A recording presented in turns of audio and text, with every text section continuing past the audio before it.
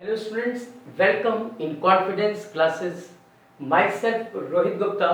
और बच्चों इस समय मैं आपको मैनेज करा रहा हूँ बीकॉम थर्ड ईयर के लिए एक बहुत ही important theoretical subject and that is a marketing management.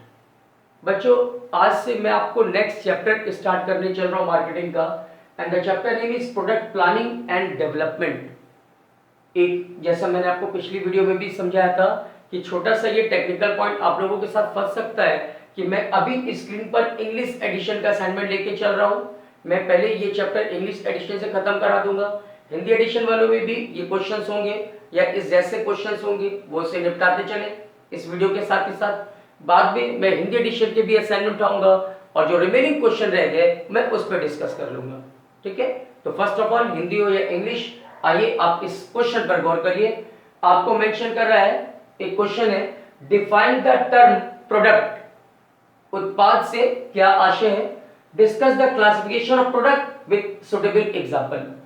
आप डिफरेंट टाइप्स के जो प्रोडक्ट है उसको क्लासिफाइड करें प्रॉपर एग्जांपल के साथ। तो बच्चों प्रोडक्ट क्या है? अगर मैं सिंपल वे में कहूं तो प्रोडक्ट का मतलब है anythings, I repeat it, anythings that may be goods, that may be services. कोई भी चीज, वो गुड्स के रूप में हो सकती है, वो सर्विसेज के रूप में हो सकती है, वो कुछ भी जो एज अ कंज्यूमर आपकी नीड्स को, आपकी रिक्वायरमेंट को फुलफिल करे और आप उसे मनी के एक्सचेंज में बाय करने को तैयार हो जाओ, परचेज करने को तैयार हो जाओ, वो प्रोडक्ट कहलाता है। इसमें आपका फिजिकल गुड्स आ सकता है, जैसे आपका कह लीजिए stationery, household appliances, consumer goods, industrial goods वगैरह वगैरह। और इसमें सर्विसेज भी आ सकती है, जैसे इस समय मैं आपको क्या दे रहा हूं, एजुकेशन। क्या ये कोई गुड्स है? दैट इज अ सर्विस, और इसके बदले आप मुझे अमाउंट पे कर रहे हो। ठीक है, तो ये सोच के देखिए, नॉलेज या एजुकेशन ये भी एक तरह का प्रोडक्ट ही तो है। तो products means anythings that will be idea, goods, thoughts, opinion, views, services जो आप मनी के एक्सचेंज में बाय करने को तैयार हो जाओ, जिससे आपको जो आपकी रिक्वायरमेंट है वो फुलफिल हो जाए, साइकोलॉजिकल नीड्स, फिजिकल नीड्स वो आपकी फुलफिल हो जाए, तो वो आप कहोगे सर ये प्रोडक्ट है। ठीक है, जरा ये देखिए, पहले एक सिंपल वे में मैं आपको डिफाइन कर रहा हूं। What is the meaning of product? A product is anything that one receive in exchange transaction. कोई भी चीज जिसे आप मनी के एक्सचेंज में रिसीव करते हो वो प्रोडक्ट है। A complexity of tangible and intangible attributes. इसमें टैंजिबल गुड्स भी आ सकता है, land, building, plant, machine, stationery, household appliances, something something. और इनटैंजिबल एसेट्स भी आ सकता है, इनटैंजिबल गुड्स भी आ सकता है, जैसे मैं आपको दे रहा हूं एजुकेशन। ये क्या है? इनटैंजिबल। आप एक डॉक्टर को फीस देते हो, डॉक्टर आपको कंसल्ट कर रहा है, ये भी तो प्रोडक्ट है। कंसल्टेंसी ये प्रोडक्ट है, दैट इज इनटैंजिबल, है ना। tangible and intangible attributes including functional, social and psychological utilities of benefit। ये प्रोडक्ट आप क्यों परचेज कर रहे हो? अपने साइकोलॉजिकल नीड्स को पूरा करने के लिए, अपने सोशल फंक्शनल नीड्स को पूरा करने के लिए। May be a part of the product. The product can be an idea, services, goods और any combination of these three. तो प्रोडक्ट कुछ भी हो सकता है, वो कोई आइडिया, कोई व्यूज हो सकता है। जैसे आपने किसी लॉयर के पास गए, आप किसी मैटर में फंस गए हो, आपने कहा डॉक्टर वकील साहब कुछ एडवाइस दीजिए, कोई सजेशन दीजिए, तो वो लॉयर आपको सजेशंस देता है, कंसल्ट करता है और बदले में आपसे फीस ले रहा है। तो ये कंसल्टेंसी क्या है? एक तरह का प्रोडक्ट है, दैट इज इंटैंजिबल। उसने आपको अपना आइडिया दिया, अपना अप्रोच दिया और as a consumer, as a client आपने उसको पेमेंट किया। तो ये जो आपने लॉयर से बाय किया, ये क्या था? ये था उसका आइडिया, उसके व्यूज, उसके ओपिनियन जो आपके लिए यूजफुल थे और आपने उसके लिए उसे पेमेंट किया था। तो एक तरह से ये भी प्रोडक्ट है। या फिर आप कह लो कोई गुड्स, जैसे आप कह सकते हो stationery, cosmetics item, household तमाम अप्लायंसेज, इलेक्ट्रॉनिक्स आइटम, ये सब क्या है? प्रोडक्ट है। या आप कह सकते हो सर्विसेज, जैसे मैं आपको दे रहा हूँ education, that is a services. ठीक है, ट्रांसपोर्ट फैसिलिटीज, आपके पास कोई लगेज है, आप उसे एक लोकेशन से दूसरे लोकेशन पहुंचाना चाहते हो, तो आपने ट्रांसपोर्टर से बात करी, उसने आपसे फीस लिया, उसने आपसे चार्जेस दिया, फ्रेट लिया इनफैक्ट, और आपका गुड्स लोकेशन से दूसरे लोकेशन पहुंचा दिया। तो ये क्या दे रहा है? वो services, that is a goods और दैट इज अ प्रोडक्ट। ठीक है, तो एक डेफिनेशन देखिए जरा फिलिप कॉटलर की। What is the meaning of product? A product is anything that can be offer to a market for attention, acquisition, use और consumption. Product कोई भी चीज हो सकती है जो मार्केट में ऑफर की जा रही है। क्यों ऑफर की जा रही है? ताकि आप उसको यूज कर सके, कंज्यूम कर सके, एक्वायर कर सके, परचेज कर सके। That might satisfy a want और अ नीड। क्यों आप परचेज करना चाहते हो? क्योंकि आपकी जो रिक्वायरमेंट है, जो आपकी वांट्स है, जो आपकी नीड्स है, वो फुलफिल हो सके। तो ऐसी कोई भी थिंग्स, चाहे वो टेनिजिबल हो या इनटेनिजिबल हो, अगर उसके अंदर ये कैपेबिलिटी है कि वो आप यानी कंज्यूमर की जो रिक्वायरमेंट है, जो नीड्स है, उसको सेटिस्फाइड कर सके, कंज्यूमर उसको मनी के एक्शन में बाय करने को तैयार हो, तो वो कहलाता है प्रोडक्ट। राइट? तो चलिए इस डेफिनेशंस के बिना पे हम बात करते हैं क्लासिफिकेशन ऑफ प्रोडक्ट। तो बच्चों इनफैक्ट अलग अलग बेसिस पे there are 3 types of product. On the basis of user status, on the basis of extent of durability, or on the basis of tangibility. There are 3 varieties classification of product. There are 3 types of product: on the basis of user status, on the basis of durability, on the basis of tangibility. तो चलिए बात करते हैं user के according. User के according product 2 varieties का होता है, कंज्यूमर गुड्स और industrial goods. According to user point of view, जो बंदा उस प्रोडक्ट को यूज कर रहा है, उस यूजर के पॉइंट ऑफ व्यू से प्रोडक्ट 2 तरह का होता है, एक कंज्यूमर गुड्स और दूसरा इंडस्ट्रियल गुड्स। कंज्यूमर गुड्स क्या होता है? वो गुड्स जिसे अल्टीमेट हम और आप जैसे कंज्यूमर अपने पर्सनल पर्पस से कंज्यूम करते हैं। जैसे आप कोई कॉस्मेटिक आइटम खरीद रहे हो, आप कोई स्टेशनरी परचेज कर रहे हो, तो ये कॉस्मेटिक्स आइटम या स्टेशनरी सब आप क्यों परचेज करते हो? कंजप्शन के लिए। That is a consumer goods.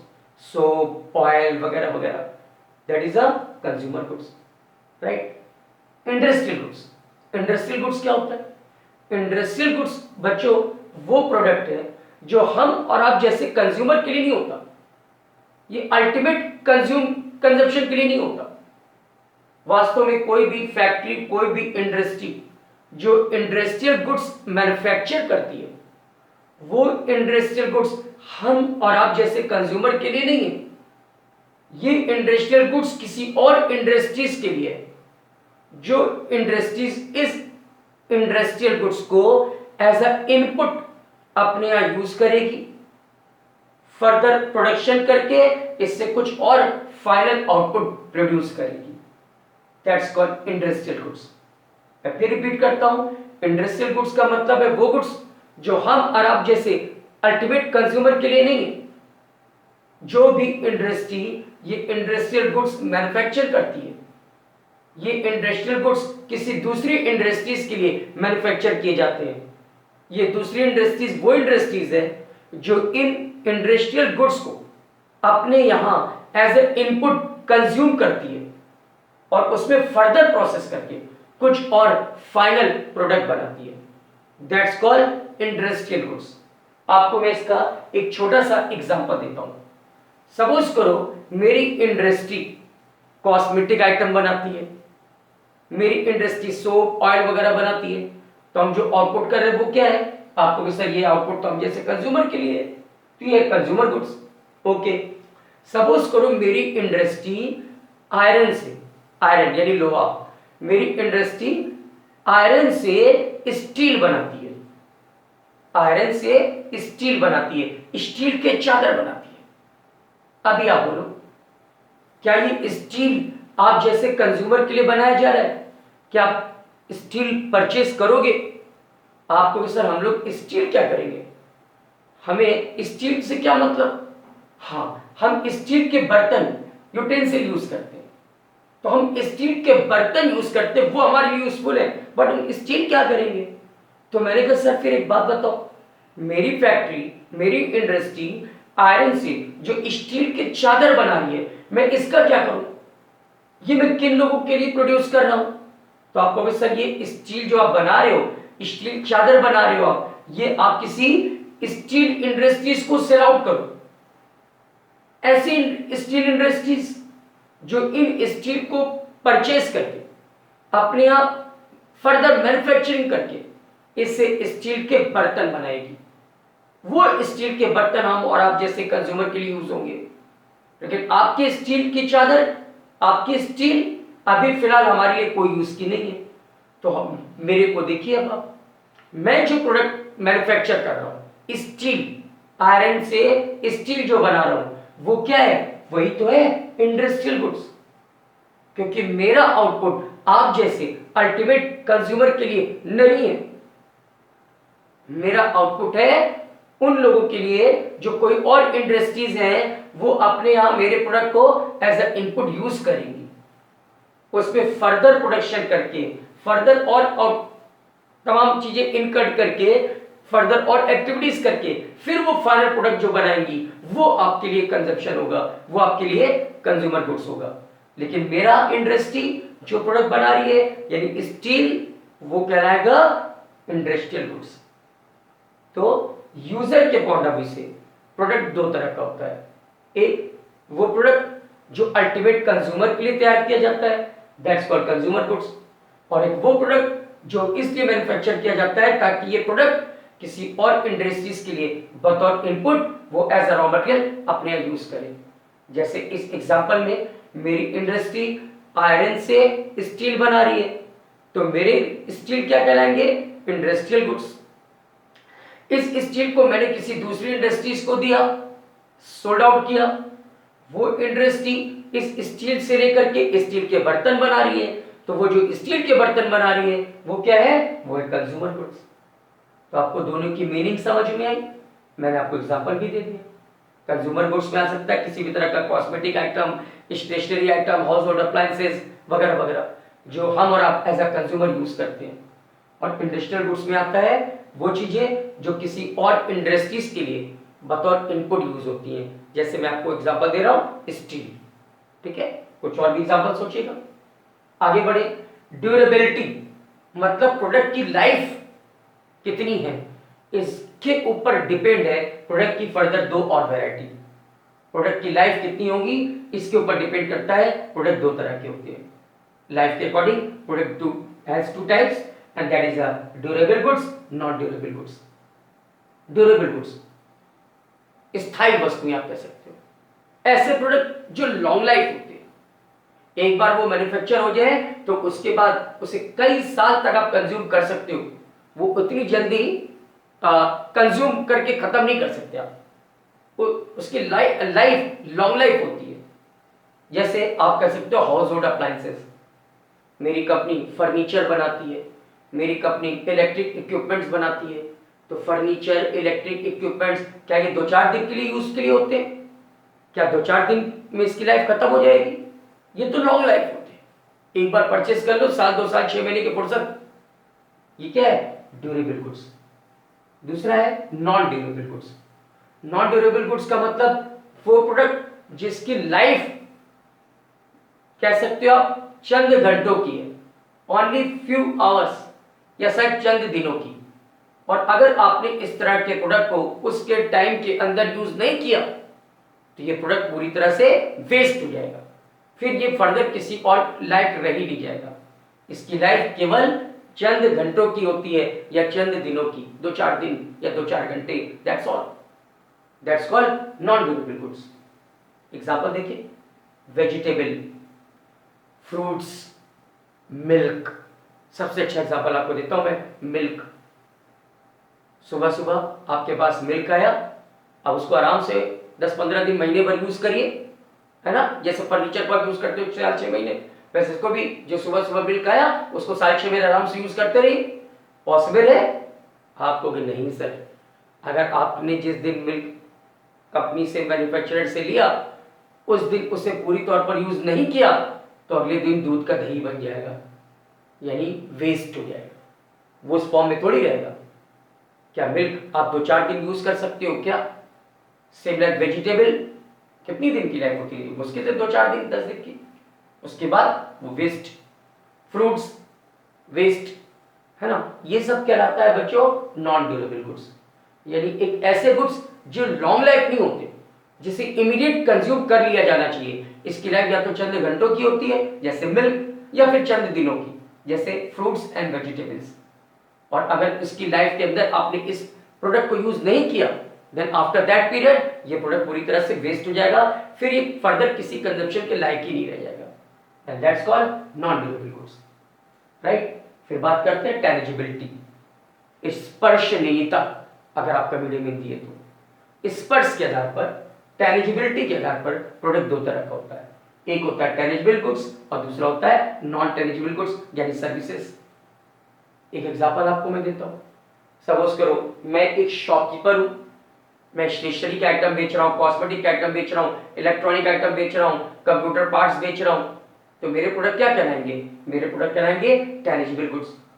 Tangible goods का सीधा मतलब है कि वो गुड्स जिसको आप टच कर सकते हो, फील कर सकते हो, देख सकते हो, टच कर सकते हो, देख सकते हो, वो कहलाता है टेंजिबल गुड्स।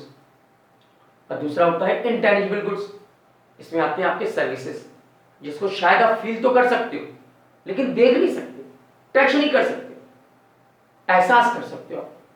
जैसे मैं आपको इस समय एजुकेशन जो दे रहा हूं, एक तरह से सोच के देखिए, मैं भी बिजनेस कर रहा हूं, मैं भी कोई प्रोडक्ट आपको सेल आउट कर रहा हूं, आपसे फीस भी ले रहा हूं, लेकिन आपको मैं पैसे लेकर के जो गुड्स दे रहा हूं, वो गुड्स क्या है? वो है थॉट्स, नॉलेज, एजुकेशन। और ये एक ऐसी चीज है जिसको आप फील कर सकते हो लेकिन टच नहीं कर सकते, देख नहीं सकते, and that's called non tangible, intangible goods, या कह लीजिए सर्विसेज। आप डॉक्टर से कंसल्ट कर रहे हो, लॉयर से कंसल्ट कर रहे हो, ये सब क्या है? ये आपके सर्विसेज, या कह लीजिए इनटेंजिबल गुड्स। तो ये बच्चों classification of product according to user, consumer goods, industrial goods, according to durability, durable goods, non durable goods, और अकॉर्डिंग टू टेंजिबिलिटी, टेंजिबल और नॉन टेंजिबल गुड्स यानी सर्विसेज। और इसी के साथ आपका ये क्वेश्चन कंप्लीट। आइए अपने नेक्स्ट क्वेश्चन नेक्स्ट वीडियो में देखेंगे, what is product planning and describe its features and importance. हम लोग इस पे बात करेंगे अपनी नेक्स्ट वीडियो में। अभी के लिए इतना ही, thank you and that's all.